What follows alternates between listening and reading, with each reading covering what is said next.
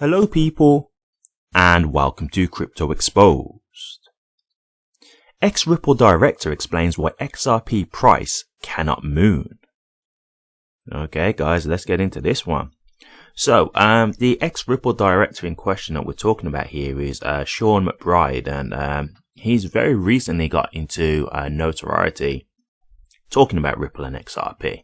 And I'll be honest with you, I don't know what the deal is with this guy, if I'll be honest with you. Like, I hadn't really heard about him before, and then he suddenly starts talking about Ripple and XRP, and, he started to gain a massive following. And I will say this, I think it's Neil Hart or Neil Hartner or something like that. He's, one of the engineers at Ripple.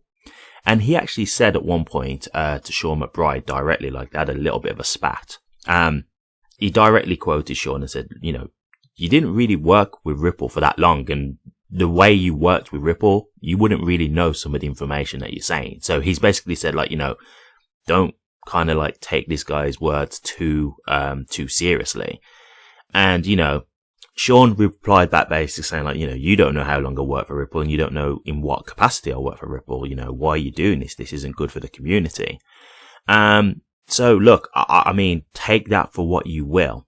I will just add this in as well. There was a point where he was saying that there was going to be something revealed by Ripple within a week, and it was going to be this really big important news that was going to be massive for XRP. The week came and nothing came to fruition. Okay. Now, I will say this, we've not long ago had obviously the news of the stable coin. I don't know if that's what he was referring to, and maybe the announcement was, maybe delayed or something. I don't know. I really don't know. I can't say. So was it the stablecoin he was referring to, and he was just a little bit off in terms of the timing of the announcement? Maybe. Or is he someone who's just trying to get hype and engagement by talking about XRP?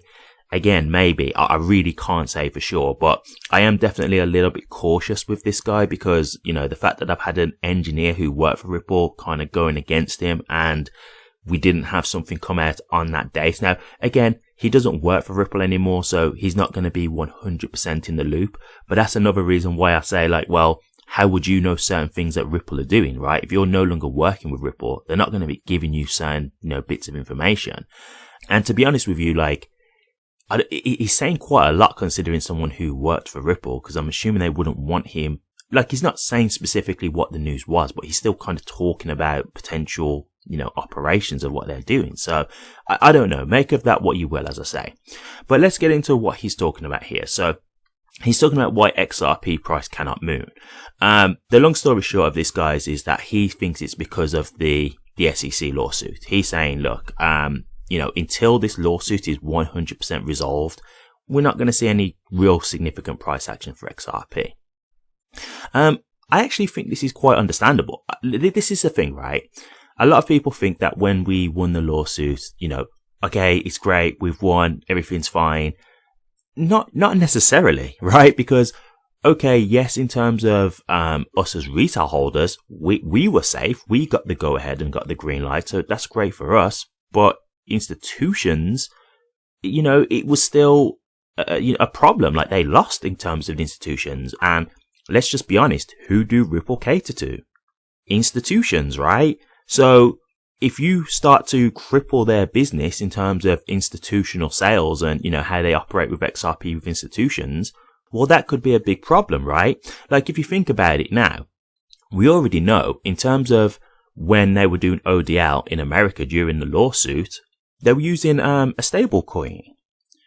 So we do know that this has had a big impact on Ripple and how they were working. And I think people underestimate the actual impact of this lawsuit at this point. Like, a lot of people think because we've got legal clarity, which, yes, is great for retail investors, that's great. But in terms of institutions, there's still a big grey area. And because Ripple are trying to work with institutions, they're trying to work with banks and entities, this uncertainty is obviously going to leave a bit of a grey area in regards to banks wanting to work with Ripple, right? That makes sense.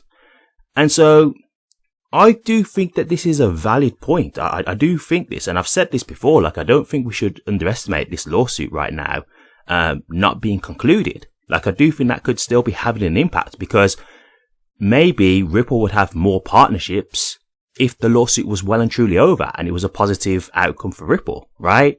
I think right now, even though the lawsuit in terms of the, the retail has been done, well, the enterprises and the institutions are going to be thinking, well, you lost in terms of the institutional sales. So, we're not going to really want to touch this until you've got this cleared up, right? We want to get that out of the way.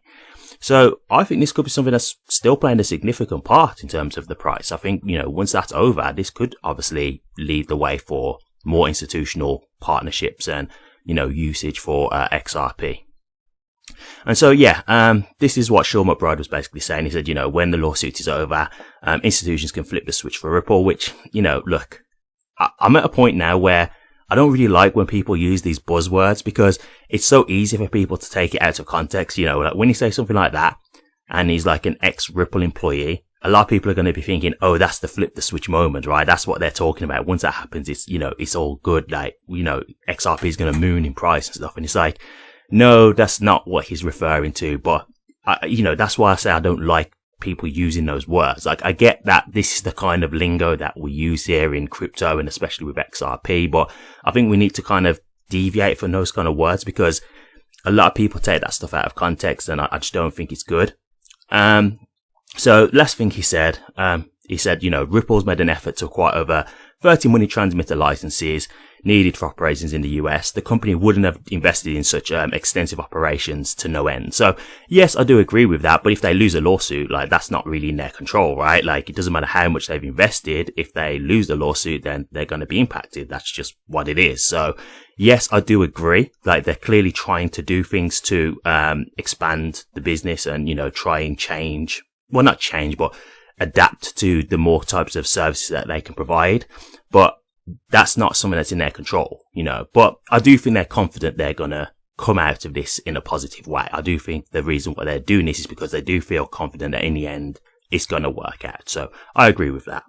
And, the last thing, sorry, I said the last thing before, but this is just the last thing. He just said he's confident that a positive outcome for Ripple will set the stage for a significant progress, with, adoption and stuff like that, regardless of if the SEC appeal or not. Yeah, I do agree with that. I don't know if there's so many people who might still be a little bit iffy kind of thing, just a bit worried. But I think for the most part, once they've had that final conclusion, I think they'll know. Because if you think about it, like when we had the retail side, right? Once they knew that XRP had legal clarity, all the exchanges just started relisting. They wasn't thinking about, oh, they're going to appeal, they're going to do this, they're going to do that. There's like, no, they've won. We don't care at this point. They can appeal all they want. It is what it is.